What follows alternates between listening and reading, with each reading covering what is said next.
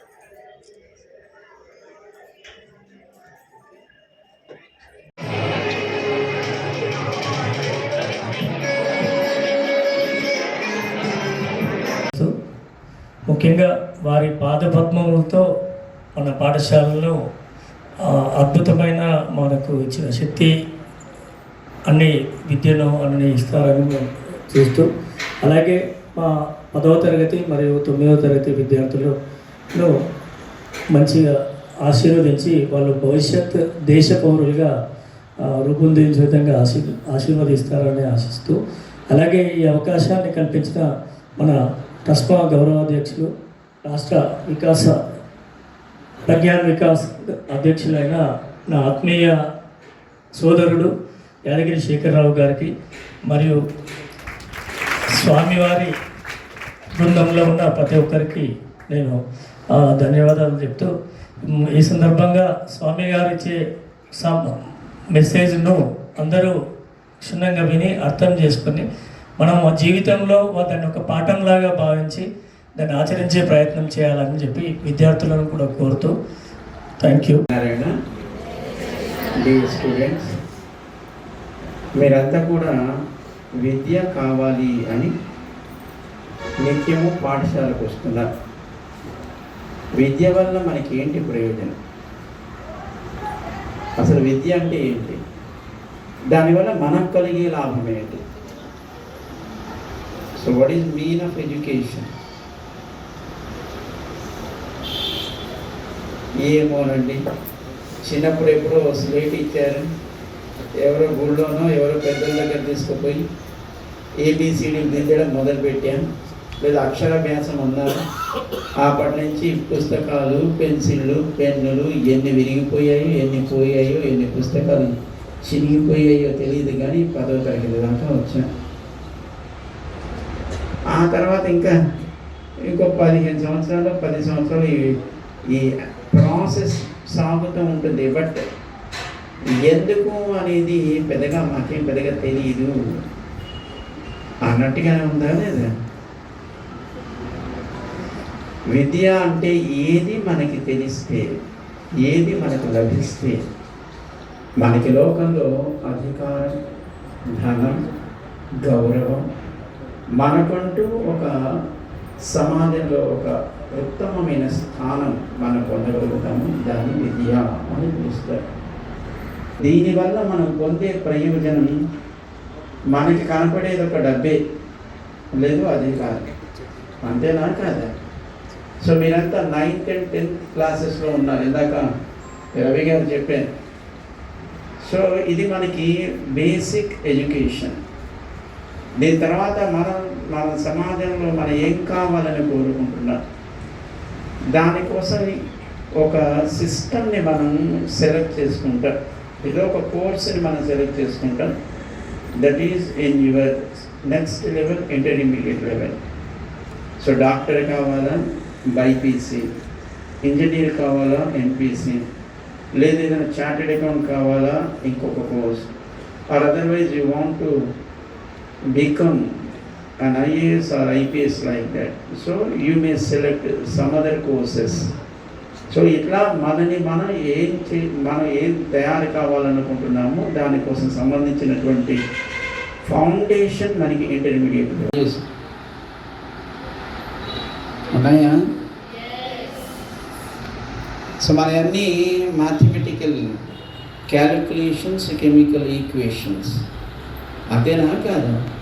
So basically లేకపోతే ఒక కప్పని ఎలా కోయాలి, ఒక బొద్దింకని ఎలా కోయాలి, ఒక బల్లిని ఎట్లా కోయాలి, సో అది తర్వాత మనకు ఉపయోగపడుతుందో లేదో తర్వాత చేద్దాం. కానీ ఐపీఎస్ అయినంత మాత్రాన సమాజం గౌరవిస్తుందేమో, కానీ తల్లిదండ్రులను గౌరవించని ఆఫీసర్ సమాజం చేత గౌరవించబడినా భయం చేత గౌరవిస్తుంది సమాజం తప్ప వ్యక్తిగా గౌరవించదు. అధికారంలో ఉన్న వ్యక్తిని భయం చేత సమాజం గౌరవిస్తుంది, but not like a human. ఒక మనిషిని గౌరవించినట్టుగా గౌరవించదు. అవునా కాదా?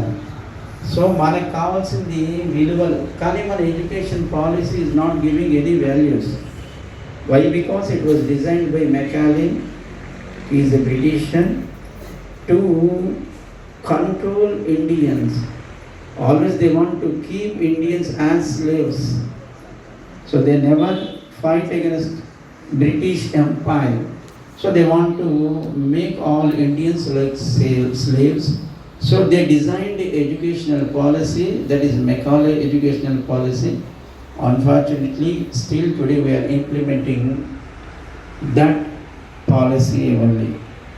అందుకే మనకి మోడీ గారు కొంచెం మన విద్యా విధానాన్ని మార్చుకోవాలి, ఇంప్లిమెంట్ చేయాలి, దానికోసం మనం దానికి తగినట్టుగా మనం ప్రయత్నం చేయాలి అని.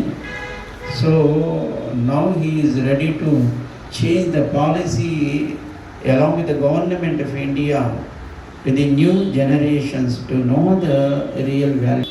ఈవెన్ సౌదీ అరేబియా లాంటి దేశాలు కూడా వాళ్ళు స్కూల్స్లో పిల్లలకి భగవద్గీత నేర్పిస్తారు.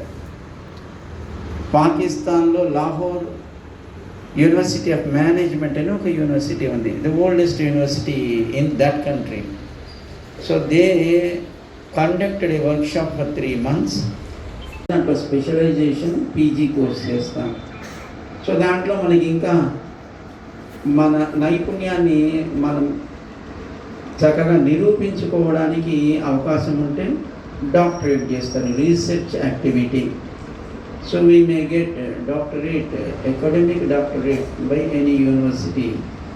సో ఇది మనకు తెలిసిన ఎడ్యుకేషనల్ పాలసీ. సో దీని తర్వాత వాట్ నెక్స్ట్? ఇక్కడికి విద్య అయిపోయినట్టేనా కాదా? అంటే మనకు అంతే కనపడుతుంది. సో గ్రాడ్యుయేషన్, పోస్ట్ గ్రాడ్యుయేషన్, అక్కడికి మనకు విద్య ఒక సిస్టమ్ మనం కంప్లీట్ చేసినట్టుగా ఫీల్ అవుతాం. సో దాని తర్వాత ఏంటి? After completing graduation or post graduation, what next? Job. For what purpose? Maybe to prove ourselves and to earn money. So earning money is to settle our life with our family in a proper way in the society. Antena kada? So finally the purpose of education is to earn money and to settle in our life, to lead our life with happiness. Antena? So the purpose of education is to earn money and to settle in our life, to enjoy whatever the rest of life with our family. Ante kada? That's good. So a cricketer can earn more money or an engineer. నిర్వహిస్తున్నటువంటి నిర్వాహక బృందానికి, మేనేజ్మెంట్కి కూడా మేము మంగళాశాసనం చేస్తున్నాం. జై Srimannarayana. Is that we know that Lord Narayana has a lot of avatars, And we also studied that many of the avatars, almost every avatar, has each meaning. Can we get what those meanings are? We have a lot of morals we can learn from them. Meaning of అవతార. So meaning ఏముంటుంది? భగవంతుడు అన్నిటిలోనూ తానున్నానని చూపించడానికి, అది నీళ్ళలో తిరిగే చేప, పెట్ట మీద తిరిగే ఒక పందె, లేకపోతే అభ్యాసం చేసేటువంటి ఒక బ్రహ్మచార, లేదా పరిపాలించే ఓ రాజుగారా, లేదా పశువుల కాపరిగా ఉండే కృష్ణుడాము, ఏది తెలిస్తే మనకి గౌరవం, ఏది తెలిస్తే మనకి సంపద, ఏది తెలిస్తే మనకి లోకంలో ఒక వ్యక్తిత్వం ఏర్పడుతుందో అది విద్య. ఏ విద్య భగవంతుడిని చెబుతుందో అదే విద్య. ఆ మాట ప్రహ్లాదుడు చెప్పాడు. ఏది భగవంతుడి గురించి చెప్తుందో అది విద్య, ఏది ఆ విద్య తెలిసిన వాడు భక్తి కలిగి ఉంటాడు. Lord Narayana is. I am Akshara from class 9 from Abhyasa High School. We know that Narayana is Sarvantaryami. How and why? Saying like that. So మనం ఉండాలి అంటే మనకి వెనకాతల నడిపించే శక్తి ఉండాలా వద్దా? So for example, to understand in a proper way, fan తిరుగుతుందా? లైట్ వెలుగుతుందా? అండ్ ఫ్రిడ్జ్ నడుస్తూ ఉంటుందా? ఓవెన్ పనిచేస్తూ ఉంటుందా? So all because of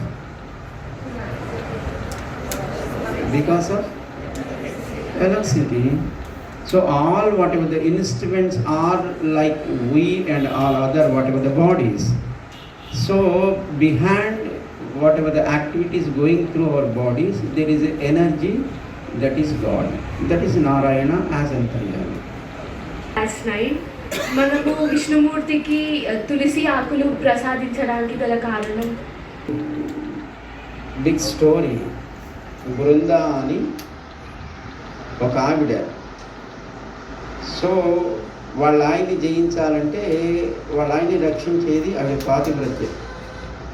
so ఆ పాతివ్రత్యాన్ని చెడగొట్టడం కోసం ఆయన హస్బెండ్ రూపంలోనే విష్ణువు తన దగ్గరికి వెళతాడు. సో తెలిసిన తను ఏం చేస్తుంది, నువ్వు రాయిగా మారాలని శాపం పెడుతుంది. సో తాను తులసిగా మారుతుంది. సో భగవంతుడిని మన రాయిగా పూజించేది సాలగ్రామ. గండకీ నది అని నేపాల్లో ఉంది. దాంట్లో ఉండేటువంటి ఆలయాలు పూజ చేస్తుంటారా లేదా? That is direct form of lord Vishnu, Saligram అంటారు.